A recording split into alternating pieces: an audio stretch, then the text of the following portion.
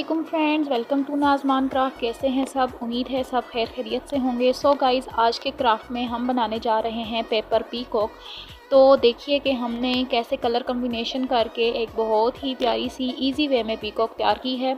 तो उसके लिए सबसे पहले हमने जो स्ट्रिप्स ली हैं, इनकी लेंथ है 14.5 centimetre, 12.5 centimetre, 10.5 centimetre and 8.5 centimetre. So guys, banana start करते हैं। आप भी मेरे साथ ट्राई कीजिए, अपने घर में ट्राई कीजिएगा और मुझे कमेंट सेक्शन में ज़रूर बताइएगा कि आपसे ये पीकॉक कैसी बनी है। आई होप कि आपको मेरी वीडियो पसंद आएगी।